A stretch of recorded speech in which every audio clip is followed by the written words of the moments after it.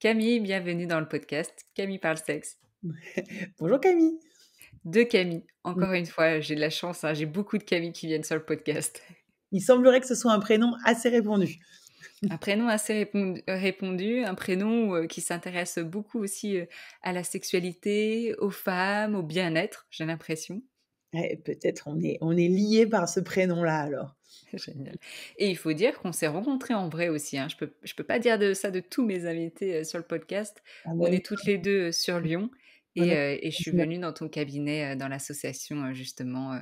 Enfin non, je sais même pas si c'est l'association, tiens. Non, c'est pas l'association, c'est le cabinet où je travaille avec mes associés qui font partie de l'association. C'est comme une espèce de truc, on embrigade tout le monde. Mais en vrai, la domiciliation de l'association, c'est mon domicile. C'est pas le Ok. Et justement, prenons un petit moment pour parler de l'association quand même, parce que c'est important et je l'ai dit en intro, tu fais partie de l'association Périnée Bien-Aimée, tu es la présidente même de cette association. Pourquoi tu l'as créée avec tes autres consoeurs et puis quelle est son intention de cette association? Alors l'association, elle a vu le jour le 1er janvier 2020 et elle était là pour répondre à un parcours. Parce que, la prise en charge des douleurs, bah, moi, c'est toute ma vie, c'est-à-dire mes 12 ans de carrière et on était face à une problématique de, créer du réseau, de faire en sorte que les personnes qui avaient des douleurs vulvaires puissent, trouver des professionnels de santé, assez facilement. Des professionnels de santé qui auraient donc, soit une formation qu'on aurait nous proposée, soit toute un autre formation qui existe, parce qu'il y a pas que Périnée Bien-Aimée en France ou dans le monde d'ailleurs. Et l'idée, donc on a co-créé ça avec des amis, sages-femmes et une graphiste, au tout début. On était 4 membres fondateurs et puis on a été rejoints par, des kinés, des ostéos, des médecins, des naturaux, des sophros, enfin bon, tout le panel qu'il nous faut pour, bien prendre en charge les personnes qui souffrent de douleurs vulvaires. Et l'objectif, alors il y en a 2. Le premier objectif, c'est former les professionnels de santé, clairement. On a besoin de personnes qui diagnostiquent les douleurs vulvaires et qui les prennent en charge. Et comme on ne peut pas former tout le monde, eh ben, le deuxième objectif de l'association, c'est d'informer le grand public. Donc, on mène 2 grandes actions en dehors de l'asso. On fait une journée de congrès et ce qu'on a pu mettre en place cette année, le Périnée Bus Tour. On est allé rencontrer des personnes dans leur quartier pour apporter l'information au plus près d'eux. Génial, ouais, tu m'avais raconté, le périnée, bus tour et c'est vraiment incroyable quoi. Sur, 2 semaines, c'est ça? Plein de consultations? 12 jours, quasiment 400 consultations, des hommes, des femmes et des enfants. Waouh! Ouais. Toutes ces personnes-là qui n'auraient pas eu accès, à une prise en charge, en fait, finalement, absente et donc vous avez pu, offrir tout ça. En tout cas, qui n'avaient pas l'information, qui auraient eu accès s'ils avaient cherché, peut-être, ou si on leur avait donné l'opportunité. C'est pas toujours évident. Mais c'est sûr que c'est plus facile quand, en bas de chez vous, vous avez une nana qui brandit une vulve là et puis qui vient vous dire: «Allez, venez faire le quiz de la vulve». Tout de suite, ça paraît vachement plus sympa que de se dire: «Je vais faire la démarche de d'aller voir quelqu'un dans son cabinet». Tu les as attrapés comme ça avec, la vulve. Exactement comme ça. On avait notre petite vulve et on leur disait: Génial. «Hey, ça vous dirait de répondre à un petit quiz de la vulve?» Et donc, il y en avait plein qui disaient: «Waouh, c'est quoi ce truc?» Puis il y en avait qui étaient là: «Ouh là là, non, non, au secours, je veux pas entendre Ouais. parler». Mais en tout cas, ceux qui avaient, une petite envie et ben, ils ont fini d'être convaincus par, nos arguments. Trop bien. Bah, là, tu brandissais là à la caméra, mais je le dis pour les personnes qui nous écoutent, la vulvette de Vulvae, que j'ai aussi. Elle est magnifique, Évidemment, qu'on peut pas pleine faire sans. elle est pleine de couleurs, donc c'est gai aussi. Ouais. Bon, commençons par la grande question quand même. Qu'est-ce que sont les douleurs périnéales et vulvaires? Alors, je pense qu'il faut différencier. Avoir mal à sa vulve, c'est pas forcément avoir mal à son périnée. La vulve, c'est vraiment cet organe-là, donc l'organe externe. J'ai mal sur mes lèvres externes, j'ai mal sur mes lèvres internes ou vraiment j'ai mal à l'orifice, à l'entrée de mon vagin. Donc ça, c'est une première partie. Je peux avoir des douleurs sur la vulve. Et puis après, je peux avoir des douleurs périnéales. Donc, c'est le muscle. Le périnée, c'est un grand muscle qui vient fermer la cavité abdominale. Et je peux avoir des douleurs musculaires parce que j'ai une hypertonie, une hypotonie ou d'autres problématiques. Et évidemment que l'un peut engendrer l'autre et vice-versa. Et puis quand on Mmh. a vraiment de la chance, on a mal à la vulve et une contraction musculaire réflexe. Ouais, enfin, tu veux dire qu'on n'a pas de chance, justement? Voilà, c'était juste pour le positiver un peu. Ouais, donc ça peut être donc bien différencier effectivement d'où ça provient, si c'est au niveau de la vulve et ou du périnée. Mmh. Est-ce que ça le travail et l'accompagnement est différent selon l'origine? Alors, je pense que le diagnostic est pas le même. C'est-à-dire que quand tu as une patiente qui vient pour te dire: «J'ai des douleurs vulvaires», la première chose que tu dois faire, c'est un examen. Bon, avant d'avoir fait après avoir fait ton interrogatoire. Tu dois faire un examen de la vulve pour t'assurer qu'il n'y a pas quelque chose qui pourrait expliquer ces douleurs, quelque chose de visible. Donc, ça peut être, des mycoses, ça peut être une pathologie dermato, un lichen scléreux, ça peut être une cicatrice, ça peut être des fissures, enfin, il peut y avoir plein de choses que tu peux voir avec tes yeux. Et puis, il y a la possibilité de tomber sur une vulve strictement normale, avec les lèvres qu'elle a, hein, une petite, grande, ça on s'en fiche, mais une vulve strictement normale. Et dans ces cas-là, tu dois t'armer de ton coton-tige pour faire le test au coton-tige, c'est-à-dire que tu viens chercher quelle est la zone douloureuse. Est-ce que j'ai mal sur les lèvres externes? Est-ce que j'ai mal sur mes lèvres internes? Est-ce que j'ai mal à l'abouchement de mes glandes de Bartholin en bas, à droite, à gauche, ou à l'abouchement de mes glandes de Skene en haut, à droite, à gauche? Ou est-ce que j'ai mal sur un territoire d'un nerf? Pudendal, clunéal, on peut avoir plusieurs types de douleurs. Donc ça, c'est Donc c'est en important. appuyant pardon, je Voilà. t'ai c'est en appuyant avec le coton-tige où là, la patiente peut dire: «Bah, là, effectivement, j'ai mal». C'est sur une grille, une échelle, de 0 à 5, c'est comment? No Tu prends une EVA, enfin une EN, donc l'échelle numérique et tu lui demandes entre 0 et 10 comment elle va se Mmh. situer et c'est surtout très important de venir toucher plein de zones. Tu vois, on peut venir même sur la marge anale, sur le noyau fibreux parce que, par exemple, une femme dans le postpartum avec une cicatrice, tu aurais très envie de croire que sa cicatrice est douloureuse et en fait, c'est pas sûr. Mmh. Donc, il faut que tu viennes avec ton coton-tige pour toucher. Bah, d'abord, OK, vous avez pas mal sur vos lèvres externes, très bien. Je viens toucher sur la cicatrice. Vous êtes sûr que vous avez pas mal? Non, pas mal. Et en fait, quand tu vas venir toucher l'abouchement des glandes de Bartholin, elle va avoir mal. Et en fait, elle souffre d'une vestibulodynie secondaire à sa cicatrice. Mmh. Donc ça, c'est la douleur cutanée. Et après, quand tu veux faire une douleur, tu veux aller chercher une douleur musculaire, bah, il va falloir que tu examines. Donc ça veut dire un toucher vaginal où il va falloir venir toucher. Est-ce que c'est ton bulbe spongieux qui te fait mal? Est-ce que si on enlève les couches, c'est ton releveur de l'anus qui te fait mal? Est-ce que c'est ton muscle, là, ici, l'obturateur interne qui te fait mal? Ou d'autres que j'ai pas sur mon bassin, le piriforme, par exemple? Donc, il y a pas tout à fait le même examen. Ouais et c'est vraiment précis et c'est pour ça, ça rejoint ce que tu disais de d'arriver à vraiment former, Oui, les professionnels, enfin les professionnels habilités à faire des examens évidemment, médicaux, donc gynécologues, sages-femmes, mais dermatologues aussi, vénérologues par exemple? ouais, Kiné? dermato, tous les médecins peuvent le faire, Ouais, et les sages-femmes et les kinés. génial, super. Mmh. Et est-ce que quand tu le faisais, quand tu montrais, hein, les différents points de douleur, est-ce que ça peut arriver qu'il y ait pas de douleur au test du coton-tige, mais qu'il y ait des douleurs qui apparaissent, par exemple, s'il y a, un rapport sexuel avec pénétration ou dans l'intimité? Tu vois, des douleurs qui ne sont pas forcément présentes pendant l'examen, mais en fait qui sont présentes pendant un rapport intime? Alors, j'ai envie de te dire oui, parce que quand on parle de dyspareunie, ce terme de dyspareunie, il veut dire douleur pendant les rapports Mmh. et ça veut rien dire, en fait, ça. Est-ce que j'ai mal au moment où il y a quelque chose qui rentre dans mon vagin? Est-ce que j'ai mal quand il y a quelque chose dans mon vagin qui frotte? Ou est-ce que j'ai mal après le rapport sexuel, quel qu'il soit, pénétrant ou non pénétrant? Donc, en fait, le test au coton-tige, il vient valider ce qu'on appelle la vestibulodynie, c'est-à-dire une douleur au contact au moment où ça rentre. Voilà. Oui. Donc, notre patiente qui a a un vagin, ben, quand il y a quelque chose qui rentre dans son vagin, elle peut avoir des douleurs, par exemple, au frottement, à l'intérieur.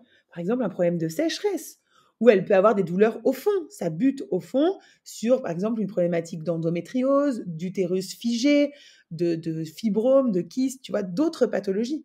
Donc, effectivement, on ne peut pas se limiter à juste notre examen de la vulve et notre examen du muscle. Il y a aussi qu'est-ce que va t'expliquer la patiente.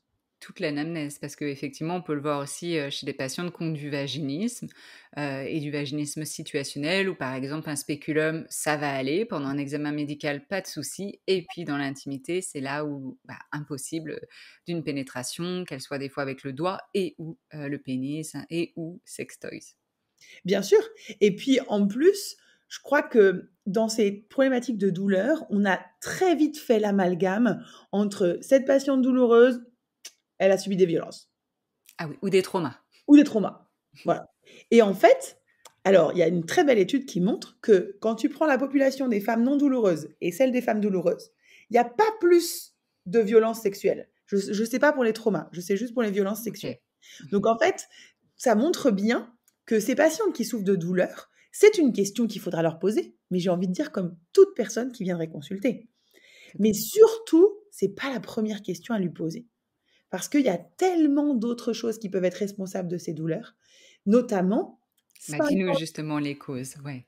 Alors, en fait, la première cause, et de loin, de loin, de loin, la première cause, c'est les mycoses à répétition, ou ce qu'on pense être des mycoses Des à répétition. mycoses.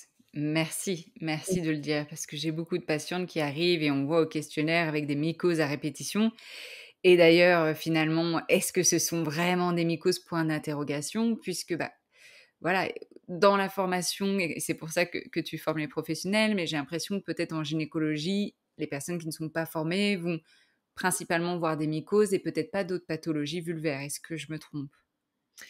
Alors, je pense pas que tu te trompes. Je pense que le problème, c'est que quand une femme arrive en consultation et qu'elle dit: «C'est rouge et ça gratte», le problème, c'est qu'on va pas plus loin et qu'elles sont pas toujours examinées par manque de temps ou d'informations, genre j'ai pas la réponse et donc on se retrouve à faire des prescriptions qui ne sont pas de bonnes prescriptions, qui sont des traitements probabilistes et le Sans basé, sans examen, clinique, visuel, finalement.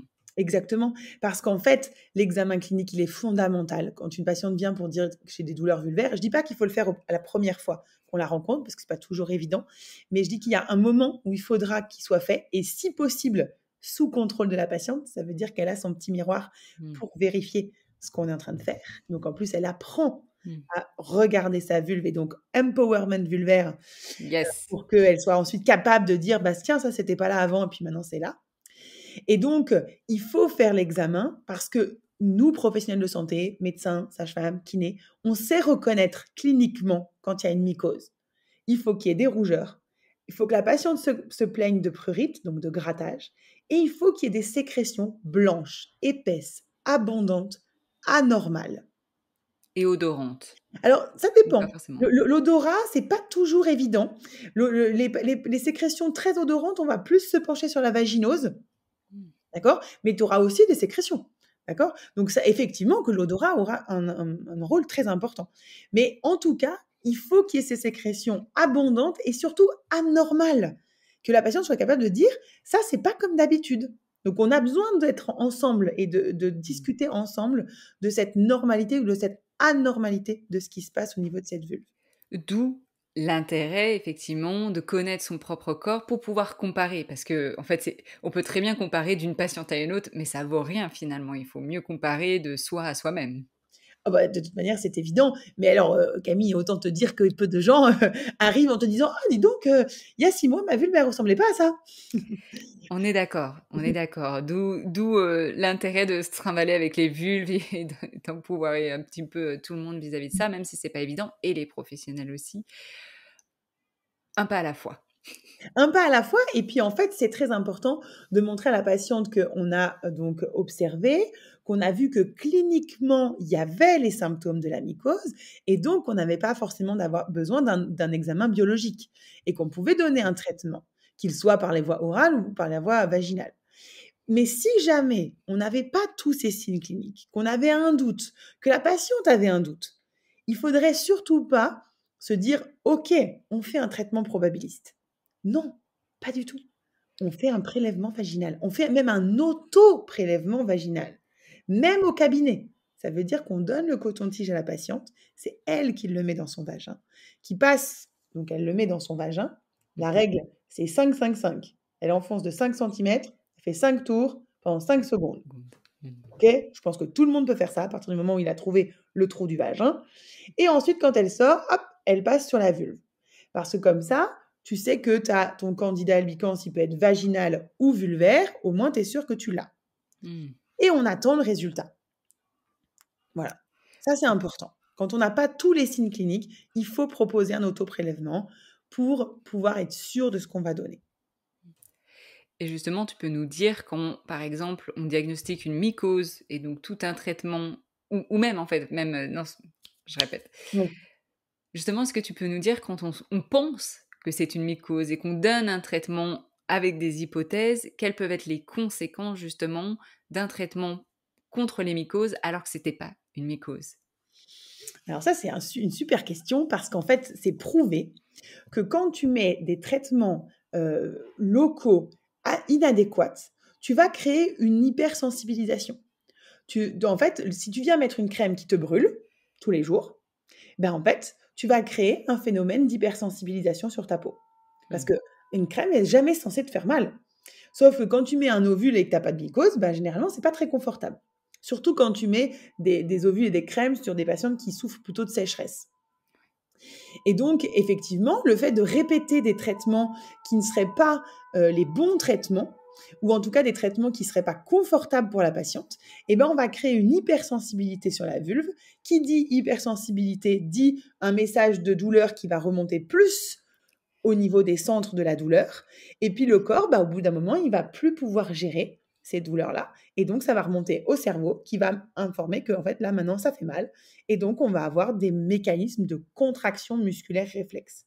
C'est vraiment le principe de la douleur chronique. Si j'ai mal pendant plus que 3 mois sur n'importe quelle zone de mon corps, eh ben, je vais avoir des mécanismes des mécanismes Compensation? corporels, voilà, de protection qui va être un des mécanismes, c'est la contraction musculaire. Et comme on l'a vu sur le périnée tout à l'heure, eh ben, le problème, c'est que la partie superficielle, elle est en anneau autour de l'entrée de ma vulve. Donc, si j'ai mal à ma vulve, je vais avoir une contraction musculaire inconsciente, hein. Elle est Invol involontaire, Involontaire, oui. moi qui décide de le faire. Et donc, je vais avoir une fermeture physique de l'entrée de ma vulve. Et donc là, ben, forcément, des douleurs quand on veut mettre quelque chose.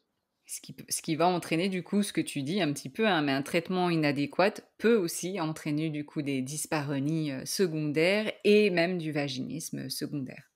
Ben c'est même vraiment la cause numéro un. C'est-à-dire que 50 des femmes qui ont des douleurs de vulvodynie ont dans leur passif soit des mycoses, soit des traitements de mycoses. Parce que c'est pas toujours facile de dire: «Ben oui, il a été donné, il y avait rien, on n'était pas là». Bah, c'est super intéressant, tu vois? D'où ma question parce que je me rends compte et du coup maintenant, je comprends un peu mieux parce que c'était des hypothèses jusqu'à présent où souvent elle me racontait, voilà, les traitements, mais en fait quand je faisais l'anamnèse, je me rendais compte que c'était un traitement basé sur pas grand-chose ou que c'était à répétition et on se pose pas plus de questions que ça, Mmh. qui vient conduire encore plus, bah, du coup à des dyspareunies ou du vaginisme. Donc ça fait totalement sens, ce que tu dis. Et puis aussi, quand il y a des traitements, bah, contre les mycoses et antifongiques, ça vient déséquilibrer la flore vaginale et aussi souvent, je n'entends pas vraiment, de mise en place de probiotiques quand il y a des antibiotiques. Pareil, est-ce que tu peux nous dire Alors, un petit peu ton bah, avis? en fait, ça c'est un gros sujet parce qu'on a vraiment l'impression que quand il y a une infection, c'est que c'est un problème de flore. C'est que la flore vaginale, qui est notre armée de défense, eh ben, elle fait pas son rôle. Et bien, en fait, c'est pas vrai. Parce que dans la majeure partie des patientes qui ont des mycoses, il y a aucun problème de flore. Donc, c'est par contre une faute de dire: «Vous prenez des antifongiques et puis vous enchaînez avec 3 mois de probiotiques à 15 balles la boîte, sans avoir fait un prélèvement vaginal». Parce que ça se Mmh. trouve, cette patiente, elle a une flore tout à fait normale et c'est juste, entre guillemets, un problème de champignons. Donc Intéressant. la question, c'est effectivement, quand je donne un traitement, est-ce que ce traitement a des conséquences sur ma flore? Un antibiotique, s'il est donné pendant 5, 6, 7, 10 jours chez une patiente qui a une bonne santé vulvaire, une bonne lubrification, il y a pas de problème. Parce que si tu as une bonne lubrification vulvaire, les lactobacilles, qui sont notre armée de défense, ils arrivent de notre système digestif. Ils arrivent au niveau de la marge anale et pour remonter, pour venir ensemencer le vagin, ils passent par ce film hydrolipidique qui est créé par la lubrification. Il leur faut ce film hydrolipidique, c'est le tapis roulant qui les fait remonter dans le vagin. Une fois qu'ils arrivent dans le vagin, c'est des petits fantassins qui sont au front. Une fois qu'ils sont au front, il faut les nourrir.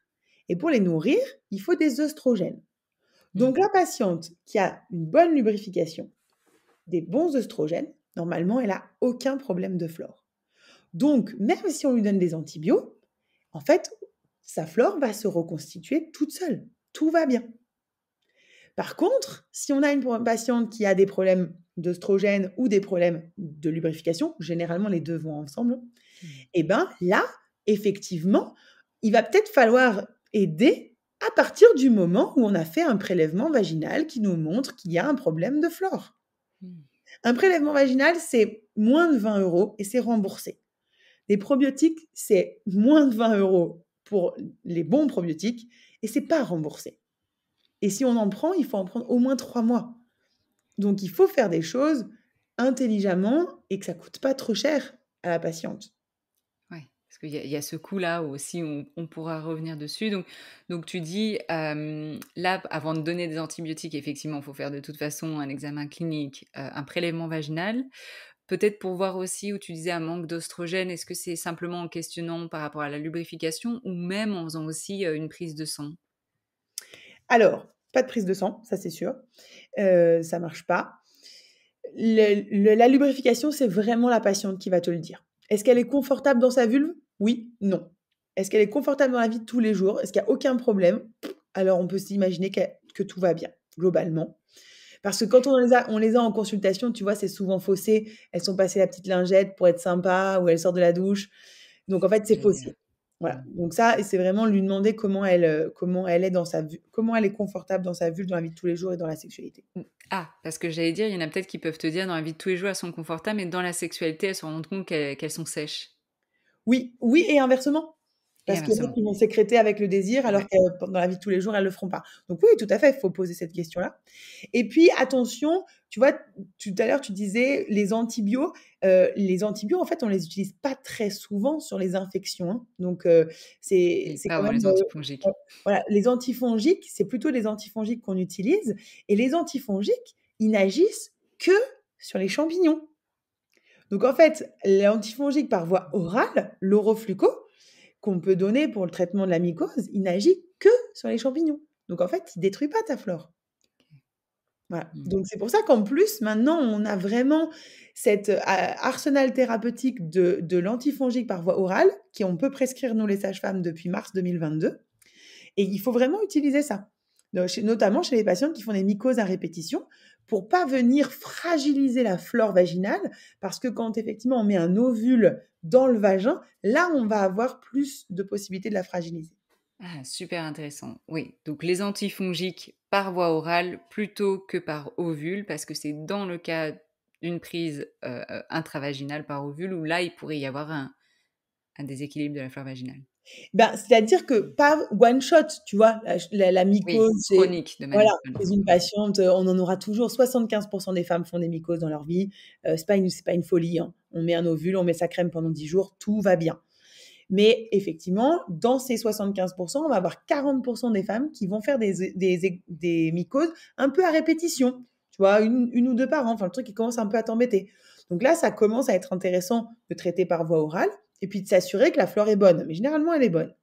Et après, dans ces 40 tu as encore 5 des femmes qui font des mycoses à répétition, c'est-à-dire 4 épisodes par an. Et alors là, c'est quand même franchement l'enfer parce qu'après, tu en es sorti d'une que, tu vois, tu en refais une autre. Et là, pour Puis là, c'est des rendez-vous à répétition, ça a oui, un coût comme on disait, enfin oui, elles sont fatiguées, elles sont épuisées, déjà c'est mmh, très inconfortable et c'est une mmh. souffrance, ça impacte la vie quotidienne, ça impacte la sexualité, ça impacte, le portefeuille, enfin c'est vraiment un fléau, quoi. Oui, oui, c'est sûr. Et puis, c'est surtout que c'est tellement trop banalisé. Tu vois, on va te dire, bah voilà, vous mettez un ovule dès que vous avez besoin. Mais ça, c'est Mmh. horrible de faire ça. Parce que là, pour le coup, on risque trop de déclencher derrière une vestibulodynie, tu vois?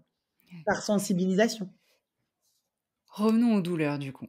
Revenons aux douleurs, donc tu disais voilà, une des premières causes, hein, enfin une des premières causes, ça peut être du coup les mycoses à répétition.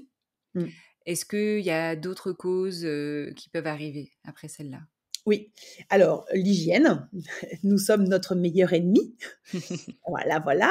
Moins La hygiénique. Voilà, voilà, hein, le lobbying pharmaceutique est terrible par rapport à l'hygiène. Enfin, je vous encourage à aller dans les rayons des hypermarchés aux rayons d'hygiène intime. C'est Disneyland, hein, bien sûr. Mmh. On voit des choses extraordinaires, alors que rien n'est utile. C'est ça qui est important, hein, de retenir. Ça, c'est un rayon, il faut jamais rentrer. Enfin, C'est le graal, du marketing, c'est nous oui, vendre des choses, inutiles voilà. et Mais même dangereux. oui, oui, ils sont assez forts, hein. On arrive à quand même trouver des savons à pH physiologique. Moi, j'aimerais bien que quelqu'un qui rentre dans un rayon d'hygiène intime me réponde correctement à la question: «Quel est le pH de la vulve?» Mmh. Donc si cette personne-là est capable de me répondre: «Ah bah 3,5, 4,5» et qu'il va chercher un savon qui est à un pH 3,5, 4,5, mais parfait, parfait.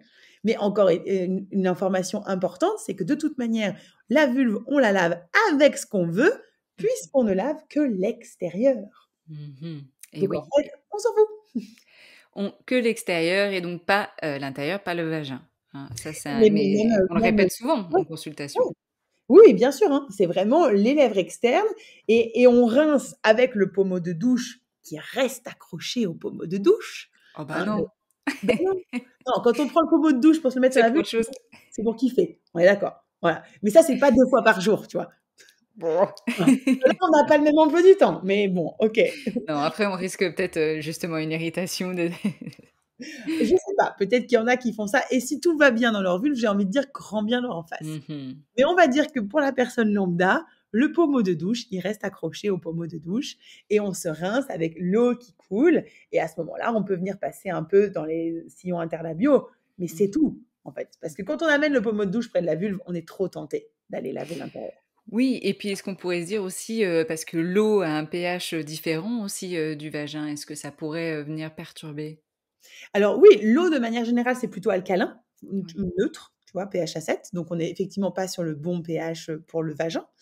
Il y a des eaux qui sont très calcaires, donc il y a des fois où on est plus réactif que d'autres, sur certaines eaux.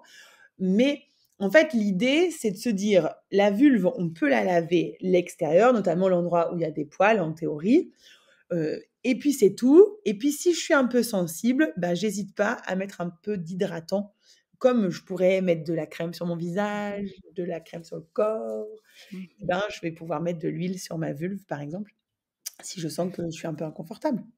Ouais, souvent ça soulage aussi, hein. Beaucoup de personnes mettent de l'huile, une crème enfin mettent de l'huile, mettent de quelque chose encore gras, qui permet Mmh. de soulager un petit peu.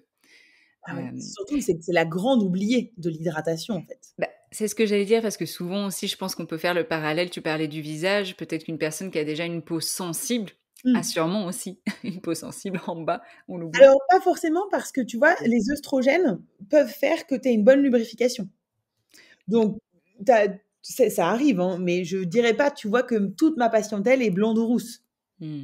Non, alors que c'est plutôt on aurait cette image de la patiente, blonde vénitienne, qui aurait la peau très fragile. Non, j'ai pas une surreprésentation de ces personnes-là dans ma patientèle. Ouais. Au contraire, j'ai plutôt une surreprésentation de gens qui se lavent trop. Ça, Oui, oui. Ou qui se oui. lavent mal, mais parce qu'on leur a appris ça, parce qu'on nous a dit que si notre vulve, elle scintillait pas, ça n'allait pas.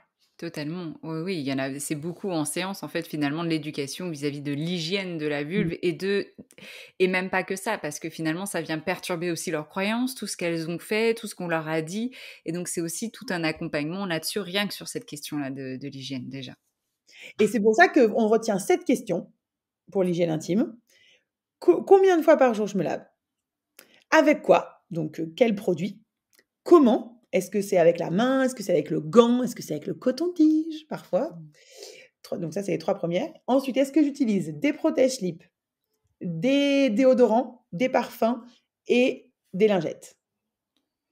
Déodorant pour la vulve Ouais. Ah bah oui, dans le rayon de et Disney, je prends un truc. tu as des déodorants vulvaires et tu as des parfums vulvaires, bien sûr. Les On parfums, ne sait ouais, jamais. ouais, ouais. Oh ça n'en finit jamais, quelle va être les tampons même, il y avait les tampons parfumés, enfin ouais. Mais Mmh. mais tu sais, il y a quelques années, j'ai passé un été merveilleux parce que madame Kardashian avait posé en expliquant qu'elle avait mis des capsules de paillettes dans son vagin. Oui. Mais je te promets, moi, j'ai une lampe, tu sais, qui me passe derrière pour examiner la vulve. Mais moi, c'était des boules à facettes toute la journée, les vulves. J'ai eu une brochette de nanas qui sont arrivées en ayant mis des pastilles, Ah des mais capsules d'accord. de paillettes dans leur vagin. Mais on s'arrête où? Jamais, Ouais. jamais. D'où l'importance de donner une éducation là-dessus, mais une éducation du coup qui est correcte vis-à-vis de ce qu'il faut faire ou pas. Ben, en fait, je crois que l'éducation, c'est une chose, mais après, malheureusement, l'éducation, on l'a fait avec ce qu'on a eu. Oui. Mais c'est surtout nous, professionnels de santé, qu'on soit médecin généraliste, sage-femme, gynéco, quand on rencontre une patiente, on lui pose ces 7 questions. C'est Mmh. hyper simple, c'est hyper rapide et comme ça, le sujet, il est classé. Oui. Donc de poser les questions et de pouvoir du coup, donner, les informations, si jamais voilà, il y a trop d'hygiène, ou pas correctement. OK. Bien sûr. Et puis juste d'ouvrir la parole parce que en fait, là, on parle de douleur, on parle d'hygiène et cetera, mais encore faut-il avoir des solutions à apporter à nos patientes. C'est tellement plus simple de faire des Bah oui. diagnostics quand on sait quoi leur proposer derrière. Bah oui, effectivement, parce que si on pose une question et qu'en fait derrière après il y a pas d'autres solutions, bon, c'est un peu limité des fois pour les patientes. Donc il y a les mycoses, hygiène, qu'est-ce qu'il y a d'autre comme cause? Après, il y a les dermatoses. Donc quand on dit dermatose, on entend, eczéma, psoriasis, lichen scléreux. Je crois qu'il faut retenir surtout le lichen scléreux, qui est vraiment une pathologie, c'est un fléau. C'est une femme sur 50, toutes femmes confondues, hein, du bébé à la femme, vieillissante, OK. enfin morte d'ailleurs. C'est une femme sur 50 et c'est 20 des femmes après 50 ans. Donc une femme sur 5. Une femme sur 5. Donc Et ça, c'est ouais. et là juste comme ça, parce que les personnes vont se dire: «Mais qu'est-ce que c'est déjà?» Quels sont les symptômes? Alors, il y a, on va dire à peu près 70 des patientes qui vont avoir des symptômes et 30 qui n'en ressentiront pas, qui n'en ressentent pas. Ça veut dire qu'il y a des choses sur leur vulve, mais elles ne les ressentent pas. Ouais. Donc les symptômes les plus, fréquents, c'est la patiente qui se gratte pendant 3-4 jours. C'est pendant une poussée, en fait, de lichen. Elle va se gratter, se gratter, se gratter, puis ça s'arrête tout seul. Il y a pas de sécrétion bizarre, ça s'arrête tout seul. Et en fait, le problème, c'est que le lichen scléreux, c'est une pathologie dermatologique inflammatoire et auto-immune. Ça veut dire qu'aujourd'hui, on ne connaît pas l'origine et qu'on ne sait pas guérir. On sait la mettre en sommeil, mais on ne sait pas la guérir. Donc, cette patiente va avoir des poussées comme ça, si elle ne prend pas de traitement, des moments où ça gratte, ça gratte, ça gratte, puis ça s'arrête. Mmh. Le problème, c'est que ça va avoir des conséquences sur sa vulve puisque c'est une pathologie inflammatoire. Ça va créer des zones blanches, donc qui sont bilatérales et symétriques, donc qui vont plutôt se trouver dans les sillons interlabiaux, sur la fourchette, en haut du clitoris, du capuchon du clitoris. Et on va avoir des modifications des reliefs. Mmh. Ouais, c'est-à-dire que les lèvres internes vont se rétrécir généralement, le capuchon du clitoris, donc là, vous voyez, je suis plus capable de le décaloter, hop, pour apercevoir le gland du clitoris et ben là, hop, j'arriverai plus à le faire. Ou au niveau de la fourchette vulvaire, bah, ici, ça va venir se coller un petit peu. Donc en fait, ça blanchit de manière bilatérale et symétrique et ça modifie les reliefs. Voilà. Et donc, soit la patiente, elle a ses symptômes de grattage, soit elle a aucun symptôme et donc on va s'en apercevoir lors d'un examen gynéco de routine. OK, donc ouais, donc et il y a pas de traitement pour, complètement guérir de ça, mais en Bon, tout cas atténuer, alors, atténuer au maximum. tout ce qui est perdu est perdu. Donc dans les OK. reliefs, ça, c'est pas du tout facile à entendre pour les patientes, hein, mais il va falloir accompagner là-dedans. Parce que ça change, hein, ça change l'aspect, les sensations évidemment, de la vulve. Alors, au-delà de changer l'aspect, hein, c'est ce que tu dis, c'est que ça change, c'est que ça peut créer des problématiques dans la sexualité et même, dans la vie de tous les jours, hein. Donc, ça, c'est vraiment c'est ce pourquoi on met le traitement. Le combat, c'est presque pas la sexualité, le combat, c'est vraiment la vie de tous les jours. ouais. Voilà. Alors la sexualité, c'est bien sûr, hein, mais bon, vraiment le C'est un combat bonus à ce moment-là, hein, pour les ouais, professionnels, mais vraiment c'est au quotidien et de toute façon quand les personnes souffrent autant, vraiment c'est déjà au quotidien qu'elles exactement. puissent avoir des aides au quotidien. Mmh. Exactement. Donc l'idée, ça sera de lui proposer des dermocorticoïdes, donc ça, c'est notre deuxième défi, parce que quand on sort la carte corticoïde, généralement, ouh là là là, pas du tout. Ouais. Donc il faudra expliquer à la patiente, bien lui expliquer sa pathologie, pour qu'elle ait compris que c'est cette pathologie inflammatoire, c'est ça le problème, et que les dermocorticoïdes, c'est une crème qui se met localement sur les zones donc de grattage et que c'est une crème qui passe pas dans la circulation systémique. Donc c'est pas comme prendre ces comprimés de corticoïdes et puis c'est pas les mêmes dosages. Mmh. Voilà. Donc c'est une crème qu'il va falloir mettre toutes les semaines pendant tout le reste de sa vie si on est motivé et c'est ça qui va permettre de mettre en sommeil la pathologie.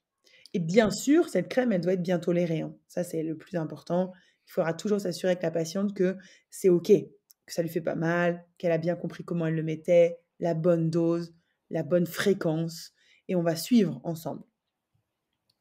Et Mmh. après, on pourra associer à des hydratants parce que, bah, il y a des problématiques de sécheresse vulvaire, de tissus qui sont moins élastiques. Donc Oui. on associera toujours avec une huile végétale, une crème à l'acide hyaluronique ou des crèmes aux œstrogènes pour que la femme soit confortable. Mais malheureusement, tout ce qui a été, pris par les poussées avant, on va pas tellement pouvoir revenir, dessus. C'est difficile, ouais. Ouais, Dermatose, qu'est-ce qu'il ouais. y a d'autre comme cause que tu as? Après sécheresse, grand sujet de la sécheresse avec notamment le la ménopause, Mmh. mais pas que la ménopause, hein. On la ménopause presque on le sait, la Oui, sécheresse, ça mais il peut y être a un l'ado. postpartum, ça peut être, Voilà, le postpartum évidemment, les hormones. l'adolescente, qui prend son traitement anti-acné et qui a une pilule en continu, progestative. Bah, alors là, tu es sûr que la vulve est toute sèche, hein, puis on lui dit: «Ah bah, tu vas commencer ta sexualité? Génial!» Mmh. sur un terrain de jeu, sec comme le Sahara. Ensuite, effectivement, le postpartum, ça, je crois qu'il faut vraiment qu'on en parle, qu'on dise aux patientes, notamment quand elles ont des projets d'allaitement longs, il Oui. faut qu'elles hydratent leur vulve. C'est Mmh. parce que pareil, elles arrivent à 6-8 semaines du postpartum et on leur a gentiment dit: «Vous avez repris les rapports?» Ben non, en fait. Quand sur un vagin tout sec, tu reprends pas les rapports. Sinon, Mmh. c'est sûr qu'elle a mal. Ah oui, et les Et puis rapports après avec la ménopause. pénétration, avec une sécheresse, ouais. Mais bien sûr. Mmh. Et après le grand sujet de la ménopause, mais qui en fait devrait pas être un sujet parce que en fait ces femmes, on les a suivies. On a suivi leur examen gynéco. Donc quand elles arrivent à 45-50 ans, qu'elles commencent à dire: «J'ai des petits symptômes» et cetera, on pose la question: «Et la vulve, comment elle va?» Mmh. Et on propose des hydratants, des huiles, des crèmes à l'acide hyaluronique, des crèmes aux œstrogènes en prévention s'il faut. Prévention, ouais, et alors c'est une cause, la sécheresse, mais je trouve que c'est peut-être des fois la plus facile finalement à traiter. Parce Mmh. qu'on a quand même pas Ouais. mal de choses et qui font leur effet assez rapidement. Moi quand on me dit, voilà, il y a des sécheresses, généralement on sait que ça va être facile, plus Mmh. facile que peut-être, d'autres causes. Donc voilà, donc de lubrifier, d'hydrater, de prendre soin quoi, comme d'autres aspects, de son corps. Tout à fait. Oui, oui, c'est sûr que, j'avoue que quand, j'ai des patientes, de 50 ans, sans lichen scléreux, je me dis: «Ça va être cool». Ça va être facile, ça va être cool, elles vont voir, facilement des résultats assez vite parce que c'est ça aussi quand on traite les douleurs, c'est que ça peut prendre du temps aussi. Oui, ça peut prendre du temps, mais parce qu'on est très mauvais dans le diagnostic. En fait, si on prenait en charge les femmes dans moins de 3 mois, on n'aurait pas la conséquence des douleurs chroniques. Donc on a dit tout à l'heure, cette contraction musculaire réflexe. Donc si on savait mieux diagnostiquer, eh ben, on n'aurait à traiter que, entre guillemets, «la peau». Mmh. Ou les infections à répétition, mais c'est tout. On n'aurait pas la contraction musculaire qui nous fait avoir derrière une rééducation en relaxation périnéale, ce qui nous fait un deuxième défi à relever. Oui. C'est-à-dire que si, tout de suite et même déjà, bah, cette information-là, que les patientes puissent se dire, «Voilà, j'ai des douleurs ou j'ai des choses qui sont pas normales, pas comme d'habitude parce que je connais ma vulve. Il faut que j'en parle, tout de suite à mon professionnel de santé, ma professionnelle de santé en qui j'ai confiance aussi». Donc on voit déjà un des challenges là déjà Mmh. et puis qu'en face, la professionnelle de santé soit formée à ce sujet-là pour réagir tout de suite, puis ensuite pour dispatcher vers différents professionnels. Là, pareil, c'est toute une équipe qui doit se mettre en place. Alors, j'imagine aussi c'est différent c'est des douleurs seulement cutanées, Mmh. mais c'est encore autre chose quand c'est douleurs cutanées et douleurs musculaires. Là, pareil, quels sont les professionnels, heu, Alors qui peuvent prendre en charge ça? alors, d'abord, il faut faire un diagnostic. Donc le diagnostic, c'est médecin sage-femme. Parce qu'on peut poser un diagnostic. Les kinés aussi, parce que des fois, dans leur conversation, notamment dans la rééducation du périnée, ils peuvent poser un diagnostic. Malheureusement, ils doivent encore, envoyer chez le médecin ou la sage-femme pour avoir derrière, la patiente qui va, avoir la crème et cetera. Les ordonnances, elles sont toujours faites par les médecins. Les sages-femmes ne prescrivent pas aux kinés. Donc voilà, donc on va dire que c'est 3 Gynéco hein? et gynéco? Oui, oui, bah, quand je dis médecin, je dis, OK, tu m'as compris. OK. j'englobe tout le monde, hein, médecin généraliste, Mmh. gynéco, parce que le gynécologue est une denrée rare dans certains Oui. endroits. Donc le médecin généraliste peut prescrire, la rééducation en relaxation périnéale pour les kinés. Ça, c'est Super. très bien. D'ailleurs, petit tips pour les médecins qui nous écoutent, quand vous prescrivez, c'est que pour les kinés, les sages-femmes, nous, on en a pas besoin. Donc s'il vous plaît, vous marquez relaxation périnéale et travail des lombaires et des membres inférieurs. C'est pour les kinés, c'est mieux, c'est une meilleure cotation. Donc ça, c'est important. Donc le médecin, la sage-femme fait le diagnostic et ensuite, il va pouvoir orienter, donc soit vers une sage-femme, soit vers un kiné formé pour la prise en charge. Et en fait, la prise en charge, elle est basée sur des recommandations. On a la société Convergence PP qui a émis des recommandations en 2018 pour la prise en charge de ces douleurs vulvaires. Et il y a 3 piliers. Premièrement, c'est la désensibilisation. On a compris que sur la vulve, on avait souvent eu des mécanismes de douleur qui s'étaient mis en place avec des récepteurs à la douleur qui étaient trop nombreux. Donc, on va proposer à la patiente de mettre une crème anesthésiante. Donc, soit un tube de crème anesthésiante, soit c'est des préparations magistrales. Donc, le but de cette crème, c'est de venir saturer les récepteurs à la douleur sur la peau ou les muqueuses. D'accord? Donc c'est pour ça que cette crème, ben, il faut la mettre tous les jours, matin et soir, pour qu'on ait la bonne efficacité. Et là, je rebondis juste vite fait, parce que de ce que j'entends aussi de certaines patientes où, bah, justement, hein, tu dis tous les jours, 2 fois par jour, donc elles me le disent, hein, la sage-femme me dit ça, mais ça me semble insurmontable déjà, bah, d'être en connexion avec leur vulve, Mmh. 2 fois par jour, Mmh. de se dire: «C'est une tâche en plus», Mmh. mais finalement, voilà, pour que la crème puisse faire effet, il faut le faire régulièrement. Mais donc il y a tout un travail, tu le diras peut-être après, mais aussi d'accompagnement là-dedans quand c'est difficile pour les patientes, d'être juste en lien, en connexion, de voir, de toucher Mmh. la vulve. Alors c'est très juste ce que tu soulèves et c'est l'intérêt de nos consultations, mais je vais peut-être faire juste une petite aparté parce que toi qui viens du Canada, enfin qui est allé au Canada, tu le sauras peut-être. Là-bas, les rendez-vous, c'est avec des physiothérapeutes, d'accord? Combien ça coûte une consultation? Au Canada? Mmh. Ah bah, je pense que ça doit être dans les centaines d'euros, non? Centaines de dollars canadiens. 250 $. Mmh. D'accord? Une consultation d'une heure. OK. Combien ça coûte une consultation de sage-femme? 25 €? Voilà, 25 €, une demi-heure. Au Canada, moi je suis allée me former aussi avec les physios du Canada. Les patientes sont prises en charge en 3 séances.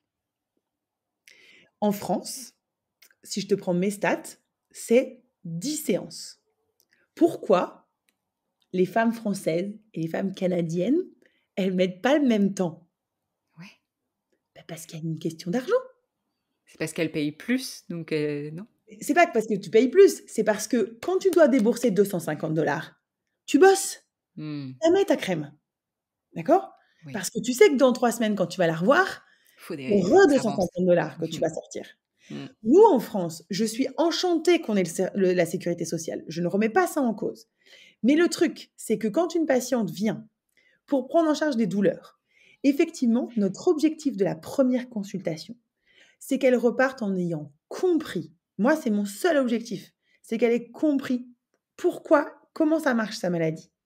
Aujourd'hui, sa maladie, c'est qu'elle a une hypersensibilité cutanée avec une contraction musculaire réflexe. Si elle met pas sa crème, si elle fait pas ses exercices de relaxation périnéale, on Ça va marche avoir du pas. mal. On va Mmh. avoir du mal. Ouais. Voilà.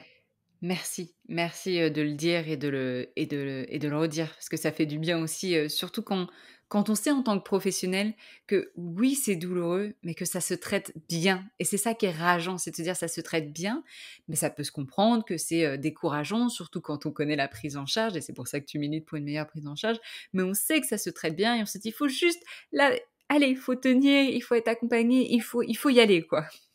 Et bien sûr, et c'est la beauté de notre système. Aujourd'hui, en France, on a ce luxe qui n'est pas valable partout, qui est même, Non, je pense, c'est un personne luxe. n'a ça.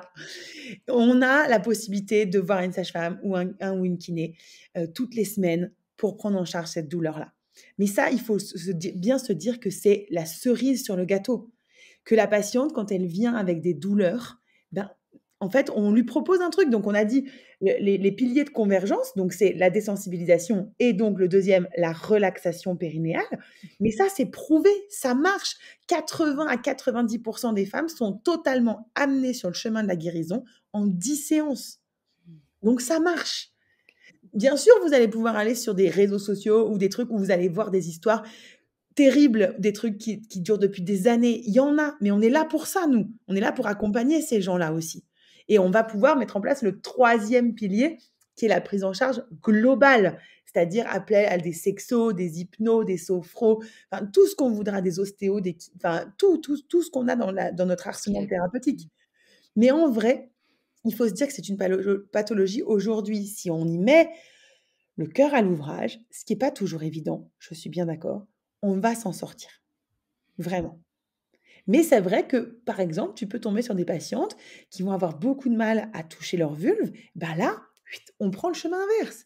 On va peut-être d'abord aller voir le sexo, la psycho, la sophro. On traite d'abord le global. Et quand la patiente, elle a levé deux, trois verrous, hop, on y revient. mmh. Pas la peine de se brusquer. Le tout, c'est de bien comprendre la patiente. Et à la fin de la première consulte, on signe un contrat. OK, vous avez des douleurs. Moi, je m'engage à vous voir. Vous vous engagez à bosser. Mmh. Est-ce qu'on est OK? Ou est-ce qu'il faut qu'on aille sur un autre chemin? Non, on n'est pas OK. OK, c'est quoi les biais? C'est quoi les freins? Il y a des trucs qui sont trop difficiles pour vous? OK, eh ben, on va prendre le troisième pilier avant de prendre les 2 premiers. Mmh. Donc pour toi, tu focalises d'abord sur les 2 premiers piliers et puis si nécessaire le troisième pilier. C'est ça de la prise en charge, sexo et autres? En fait, parce que dans ma pratique, j'ai vraiment l'impression que 80 des patientes n'auront pas forcément besoin, ou en tout cas pas à l'instant T, parce que peut-être j'ai oublié de préciser quelque chose. C'est que quand on vient me voir, moi sage-femme, hein, je ne suis que sage-femme. Enfin, je suis sage-femme et ostéo, mais je fais pas de sexo, je fais pas de psycho. Et ben, moi, je viens apporter une fonction, c'est-à-dire que votre vulve ne sera plus douloureuse. Votre vagin ne sera plus douloureux. En aucun cas, je ne dis que la sexualité va être plaisir, Eh oui. hein. Je suis pas à la maison. Voilà, moi, je redonne la fonction vulve et la fonction vagin. OK, J'ai pas la prétention de faire plus. oui. Parce que des fois, effectivement, ça peut être impacté. Alors comme tu dis, dans 80 et cetera des cas, ça peut se traiter comme ça et puis dans d'autres pourcentages, bah, des fois, c'est rien que la relation, déjà, elle est pas, rassurante, elle est pas dans la bienveillance pour que ça permette une relaxation. On aura beau faire, 5-10 séances de kiné, on sera pas pas relaxé si le partenaire ou Mmh, la partenaire en face ne l'est pas. mmh. Et puis, effectivement aussi, s'il y a pas cette, heu, être à l'aise avec sa sexualité, avec son sexe, même dans l'intimité du coup avec quelqu'un, bah, pareil, on aura du mal à être complètement dans la relaxation, même si on l'a appris physiquement, il faut encore l'être, psychologiquement, je vais dire ça comme ça. Oui, et je pense qu'on peut aborder, ce sujet de couples dans lesquels la sexualité est obligatoire. Il y a des femmes qui ont pas le choix, Oui. et donc, bah, quand on n'a pas le choix, bah, on met de la crème anesthésiante parce que Ah, tant qu'à faire, je suis oui. pas pour utiliser la Non, crème ouais. anesthésiante Là, pour les. donc tu dis là dans les couples où par exemple, bah, enfin il y a des viols conjugaux, on va dire ça comme c'est ça? Oui, ouais, ou je sais pas dans quel terme on doit employer dans ces moments-là. Encore une fois, c'est pas Bah, mon mmh sujet, hein. Je te dirais ça alors dans les couples où en fait elles n'ont pas le choix, c'est-à-dire bon, bah, on va faire le cas, qui revient le plus souvent, le mari force la Mmh, femme à avoir des rapports mmh, sexuels, donc effectivement mmh, c'est un viol, conjugal mmh, et donc là, elle n'a pas le choix, si ce n'est le choix, ça serait quitter la relation, mais c'est bien plus complexe que ça. Donc, dans ce cas-là où il y a pas de choix, où, elle sait qu'elle va y passer, Mmh. alors tu préconises au moins la crème anesthésiante pour que ça fasse le moins mal possible. Bah oui, bah oui. OK. C'est pas du tout une solution idéale, mais je crois que c'est important d'en parler parce qu'effectivement, il existe des violences, on peut pas se cacher de ça et je crois qu'il faut aussi pouvoir donner des solutions à ces patientes-là qui, malgré le travail qu'elles feront sur la relaxation périnéale, ben, il y aura toujours ce contexte compliqué. Donc on utilise la crème. Donc on prend un tube de crème Xylo et on s'en sert comme lubrifiant. Si possible, on essaye d'en mettre en avance. Mmh. Ça marche mieux. Donc, si on arrive, on peut mettre 30 minutes avant, c'est encore plus efficace, mais sinon on s'en sert comme lubrifiant. Hem et ça permettra d'être un peu moins inconfortable pendant le rapport et surtout après, parce ça marchera plus après. Mmh. Et donc c'est pas une fin en soi, mais J'ai compris. c'est une C'est, solution. pour, minimiser, on va dire, c'est vraiment évidemment, hein, pas la situation qu'on souhaite et ça fait mal d'entendre ça, mais on sait que c'est une réalité. Mais c'est de minimiser, les dégâts, l'impact, physique, Mmh. parce que psychologique, ça malheureusement, ça Oui. résout pas, mais en tout cas Mmh. physique. Oui, c'est une possibilité qu'on pourra utiliser même pour des femmes qui sont pas victimes de violences, hein. Parfois, on a super peur parce que ça fait des mois ou des années. Ben, OK, on se dit: «D'accord, je vais rien sentir sur ma peau, comme ça, moi, je vais arriver à relâcher mon périnée, puis je sens plus rien» et puis, en fait, dès qu'on sent plus rien, bah, après on peut être dans le lâcher prise et Mmh. ensuite dans le plaisir. Oui. De ce que j'en sais, hein, ça, c'est de la psycho de OK. comptoir, Oui, c'est ce que j'allais demander par rapport à la crème anesthésiante aussi, parce que moi je le vois vraiment comme, une béquille, pas forcément, quelque mmh. chose à utiliser tout le temps, mais aussi je me pose la question du coup aussi, bah, est-ce qu'on peut ressentir du plaisir s'il y a une crème anesthésiante? Ben, en vrai, j'ai envie de te dire oui, parce que si on prend un clitoris, Eh ben, oui, la crème anesthésiante, elle va toucher là. le gland du clitoris du coup, Et hein, oui, l'externe, tout le reste, on ça peut ressent. toujours voilà. Et puis on a d'autres sensibilités aussi corporelles et cetera, donc ça c'est top.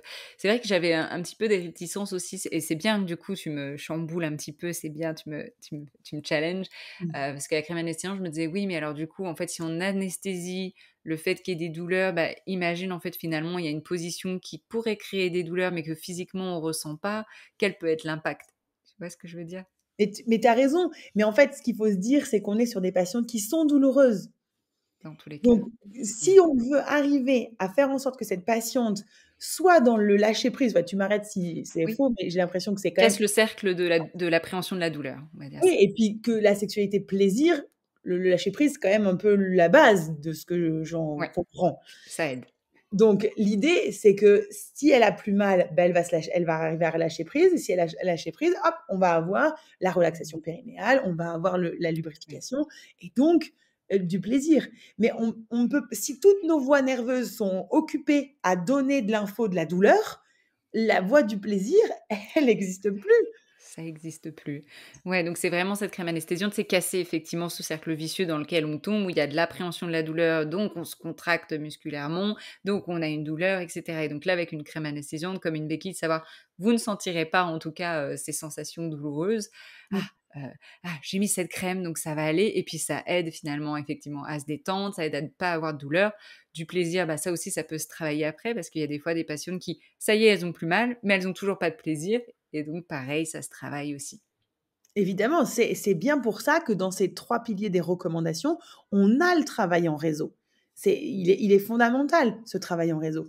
Mais tu vois, finalement, ben, 80 des femmes s'en sortent très bien avec le travail de désensibilisation, la relaxation périnéale et après voilà, ça leur ouvre une porte si elles veulent aller plus loin derrière, mais finalement, on n'a pas toujours besoin. OK, super, super intéressant. Moi non, bah, moi j'ai la casquette sexo, donc pas Ah du oui. tout, médicale, physique, mais moi dans ma casquette, sexo, du coup, c'est toujours alors en parallèle, c'est le mieux, mais en tout cas, voilà, l'approche, plus, physique, donc kiné, sage-femme et cetera. Et ostéo aussi, tu parlais de l'ostéopathie. Bien sûr et en fait, tu vois, la grande problématique, moi, que je reproche à à cette idée que ces patientes ont subi des violences, tu vois? Ou ont besoin de la sexo. Je dis pas qu'il faut pas en s'en servir, mais en fait, on a vraiment cette idée que les patientes qui sont douloureuses sont des patientes victimes de violences et en fait, généralement, moi, quand elles arrivent au cabinet, si les violences il y a ou s'il y a eu un trauma, il a souvent été pris en charge. Moi, c'est souvent des patientes qui me disent: «Moi, j'ai vu la sexologue, j'ai vu la psychologue, j'ai vu la sophrologue, Mmh. mais en fait, physiquement, là, ça va pas». Mmh.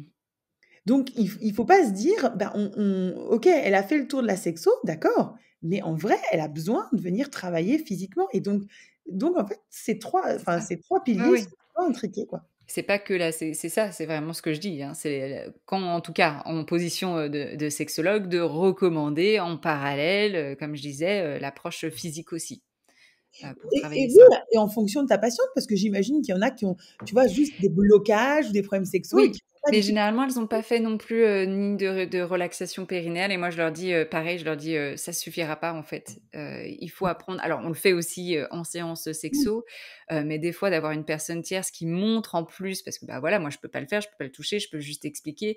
Je trouve que de le sentir dans son corps et par une professionnelle, ça aide aussi vraiment à des déclics, à conscientiser, hem et pareil la sexo, c'est pas vraiment que tout le temps sous le prisme des violences, heureusement et ni des traumas, c'est pas que mmh, ça, mmh. mais ça permet aussi de traiter, la relation à son corps, à la sexualité, le background derrière ça, donc c'est intéressant. Bah oui, Hem, Par rapport à la prise en charge des douleurs, périnéales et vulvaires, est-ce qu'il y a autre chose qui te semble important aussi de mentionner? bah, là, on a parlé des recommandations de première intention, donc les recommandations, de convergence avec, la prise en charge, donc anesthésiant, relaxation périnéale, prise en charge globale et puis, bah, il y a des patients où ça suffira pas et donc notamment, on va voir, des traitements type, l'amitriptyline, le Laroxyl. Donc OK. ça, c'est un traitement qu'on prend par voie orale. C'est, un traitement, alors je te le fais court, les femmes, on leur a dit: «C'est dans leur tête depuis 10 ans». Mmh mh. Elles arrivent chez le médecin et elles ressortent avec le Laroxyl et quand elles lisent le papier, elles voient antidépresseur. Ah oui, Généralement, elles le prennent pas. elles aiment pas. Non. Elles arrivent au cabinet, puis on explique. En fait, l'amitriptyline, donc ce Laroxyl, à basse de posologie, donc jusqu'à 15 gouttes, c'est un antalgique. C'est un traitement de la douleur chronique. Mais c'est un traitement qui est extrêmement bien connu de la douleur chronique. Donc, ça peut être un traitement très intéressant qui agit sur les récepteurs à la douleur et il agit sur les contrôles inhibiteurs, sur ce que notre corps est capable de faire pour nous aider à plus avoir mal. Donc, c'est un très bon traitement à prendre pour certaines femmes, donc faut pas en avoir peur, faut juste être au bon dosage. Et encore faut-il l'expliquer comme tu l'as expliqué, prendre le temps. Parce que là, quand tu m'expliques, je dis: «Bah oui, OK, prenons-le». Mmh. Évidemment. En fait, c'est le plus important, c'est que les femmes sachent que ça n'aura aucun effet sur elles. C'est-à-dire que elles vont pas le lendemain matin, si elles se lèvent, elles sont dans le gaz, c'est qu'on est trop haut. On n'est pas sur le traitement de la douleur chronique, on est sur autre chose. D'accord? Et avec cette faible avec cette faible Posologie. posologie, qui reste du coup donc plutôt, comme un antalgique, je vais Oui. y arriver. Est-ce que ça peut avoir une incidence sur la libido? Parce que des fois, on voit aussi que les antidépresseurs, peuvent avoir un impact sur la libido. Là, à faible dose, j'ai pas l'impression. Je sais pas. Tu sais pas? Non. Point Il faudrait d'interrogation. qu'il en fait, tu vois, ça, c'est vraiment ma limite de sage-femme, en fait, hein. OK. C'est vraiment quand je te dis, moi, je donne la fonction, c'est vraiment ça. Je Évidemment, ouais. ouais, je vais j'ai la chance de travailler avec, une de mes associées qui est sage-femme sexo et voilà et ensuite on va un peu plus loin mais ça, moi, je sais pas trop. OK, on laisse, en point d'interrogation, mais en tout cas, déjà de traiter, la douleur, c'est quand même le plus, important et puis ensuite, s'il y a des difficultés en termes de désir, ça se traite aussi. Bah, alors là, du coup, du côté des sexologues, psychologues, et cetera. Donc on voit à quel point donner l'information, Mmh. prendre le temps de l'expliquer, parce que, tu vois, quand c'est expliqué et que c'est bien expliqué, ça rassure beaucoup, Mmh. hein, parce que comme tu dis, il y en a des fois qui repartent avec des traitements et elles ont pas compris pourquoi. Mmh. Elles ont compris ce qu'il fallait faire, mais elles ont pas compris pourquoi et du coup, elles ne le font pas. D'avoir cette, casquette désensibilisation, la relaxation et puis une prise en charge, plus globale. Est-ce qu'il y a autre chose que tu vois par rapport à ça? Je réfléchis là comme ça. Je crois qu'un message clé, moi, que j'aimerais passer Bah, pour alors je vais te poser la question justement, mmh. ouais. Et pour terminer, quel serait ton message clé vraiment à ce sujet-là? Quelque chose où vraiment tu as envie de brandir une pancarte comme ça là ou crier haut et fort? Mmh. je pense qu'il y a des messages clés pour la consultation, pour nous, en tant que professionnels. Le premier, c'est qu'il faut nommer la pathologie. La patiente, elle a besoin de savoir si elle a une vulvodynie, une vestibulodynie, un vaginisme, une mycose, parce que derrière, elle va sur les forums, sur Instagram, etc. Elle voit qu'elle appartient à une communauté. Donc ça, c'est très important. Ensuite, c'est d'essayer de chercher la cause. Ça, c'est notre job en tant que professionnel, pour pas que la patiente, elle revienne tous les 3 mois. Donc une fois que c'est traité, on n'entend plus parler. Et ensuite, c'est de respecter ses recommandations. On bidouille pas, en fait, dans son coin. On suit des protocoles qui fonctionnent. Après, si ça fonctionne pas, oui, on va chercher d'autres choses. Mais à la base, on suit ce protocole qui fonctionne bien. Ça marche bien. Et puis, on pourrait ouvrir un tout petit peu sur le fait, tu disais, tu vois, expliquer à la patiente et qu'elle ait compris. Je crois que pour moi, le plus important aujourd'hui, c'est que la patiente, elle est même reformulée pendant la consultation. Comme ça, je suis sûre de ce qu'elle retient. Parce que tu vois, on veut souvent beaucoup trop en dire dans nos consultations. Elles ont trop d'informations. Elles ressortent, tout est mis Elles en. sont perdues. Ouais, et puis, tu sais, des fois, tu les reçois et puis elle te dit: «Ma sage-femme avant, elle m'a dit que la crème, fallait la mettre une fois par semaine» et cetera. Je dis: «Mais je suis sûre que ta sage-femme, elle t'a pas dit ça. Par contre, que tu l'aies entendu comme ça, c'est tout à fait possible». Et donc, tu vois, l'idée, c'est qu'il faut vraiment repartir et la patiente, elle a reformulé comme ça, tu sais qu'elle a bien compris, qu'elle a adhéré à ce que tu lui proposes. Donc, cette notion de contrat entre nous, moi, j'aime vraiment ça, de me dire: vous allez bosser pour que moi, je puisse donner le meilleur de moi-même en consultation derrière. J'aime ça. Génial. Bah, écoute, tant mieux. Message clé là, surtout pour la consultation, je valide. Nommer la pathologie, chercher la cause, respecter un protocole et la patiente reformule. Et du côté des patientes là, ouais, des possibles femmes là qui écoutent, cet épisode et qui se disent: «Bah, je me retrouve, totalement, là-dedans, dans des douleurs, par où je commence? Qu'est-ce que je fais?» Tu l'as déjà dit, mais comme ça, voilà, ça on leur résume un petit peu, puis elles le reformuleront dans leur coin. Oui, et puis donc ça veut dire qu'aujourd'hui, je suis une patiente, j'ai des douleurs. Clairement, je vais m'en sortir. C'est le message qu'il faut retenir. Vraiment, quand on ait des protocoles de première intention ou de deuxième intention ou toute autre chose, des fois, on va aller voir des personnes auxquelles j'ai pas pensé et puis ça va marcher Magnétiseur, voilà, et puis tant ouais, mieux. énergétique et cetera. Exactement. Moi, je suis pour ce qui marche. Ça m'est égal ce que c'est, mais ça marche. Une Et tisane. voilà, écoute, je serais ravie qu'une tisane, marche sur les douleurs Il y a du vulvaires. marketing là, il y a du il y a un business à lancer. Ouais, ouais, écoute, en tout cas, le business des protocoles, il fonctionne bien, hein. La crème et les relaxations périnéales, ça, on est sûr que ça marche bien. Et donc, je pense qu'aujourd'hui, la patiente, elle doit retenir que si elle arrive à avoir la bonne équipe autour d'elle, ce qui n'est pas toujours facile, Mmh. mais qu'il y a des solutions. C'est-à-dire qu'aujourd'hui, les sages-femmes et les kinés, on est un certain nombre à mailler le territoire. Donc, elle peut déjà aller sur les annuaires de Périnée bien-aimé, des clés de Vénus, chez les kinés, c'est IPPP, la lettre I et ensuite PPP, EIRPP, enfin, il y a plusieurs experts. RZPPE, ouais, quelque chose. Ouais. Ouais, je remettrai de toute façon, Il ces y a, informations. il y a Vulvae, Oui. et il y a, Convergence, qui ont tous des annuaires, tu vois, un petit peu faut chercher. Ensuite, il faut savoir que, avec l'application Vulvae, il y a des programmes d'accompagnement en ligne. Alors là, qui sont un peu mis en stand-by, mais on devrait pouvoir y avoir accès rapidement. Pour si jamais tu as vraiment aucun professionnel de santé vers toi, tu peux faire ça. Et puis, je crois qu'il faut aussi penser qu'aujourd'hui, notamment les sexos, les psychos, vous consultez en visio. Oui, Donc on se limite pas à ça. on est enfin, beaucoup de plus en plus, en tout cas pour mon cas, beaucoup de visio et je pense que de plus en plus se sont lancés là-dedans aussi. Donc Mais oui. effectivement, les sexos, il y a des programmes en ligne, il y a des accompagnements. Il y a un réseau qui est en train de se faire et de plus en plus, bah, grâce à Périnée bien-aimée, bien d'autres aussi, compagnies et Mmh. associations, donc de pas hésiter et puis plus on parle de ce sujet-là, plus on le légitime aussi et plus on se sent capable aussi, bah, de dire: «Voilà, là j'ai besoin d'aide, j'ai envie que vous me disiez, ce qu'il faut faire, accompagnez-moi au mieux» et cetera, donc aussi, donner ce pouvoir aussi aux patientes. Mais complètement. Je crois qu'il faut vraiment repartir avec alors peut-être si, une stat intéressante, Vas-y. les vulvodynies, c'est 15 à 16% des femmes aujourd'hui en France, donc de femmes qui ont des douleurs, donc qui ont eu, qui ont ou qui auront des douleurs vulvaires. Donc ça veut dire que c'est quasiment une femme sur 5, donc ça vaut le coup de s'y intéresser On et que revient, hein, sur si une femme sur 5, pas mal, hein, tu vois pas mal de stats, ouais, OK.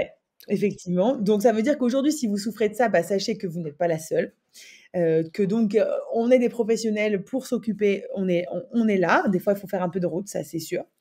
Qu'il y a des programmes d'accompagnement et puis, de vraiment garder en tête que 80 à 90% des femmes seront amenées sur le chemin de la guérison totale. Ça veut dire une échelle de la douleur à 0, Mmh. mais de la douleur, hein, pas du plaisir, de la Oui. douleur à 0 en une dizaine de séances.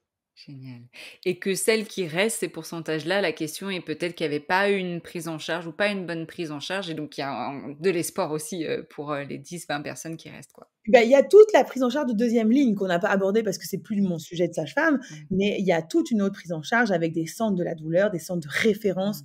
Donc aujourd'hui, on se bouge, quoi. On se bouge On se pour que ça bouge. change, Il y a vraiment. besoin, quoi. La santé sexuelle, la santé des femmes, a besoin qu'on s'y intéresse, beaucoup plus. Donc, merci, pour tout ce que tu fais, tout ce que tu proposes dans cet accompagnement parce que je suis certaine que ça aide, de nombreuses femmes. Donc merci beaucoup, Camille. Et merci à toi, Camille, de mettre en lumière, de faire ce que tu fais aussi grâce à tes réseaux, à tes podcasts.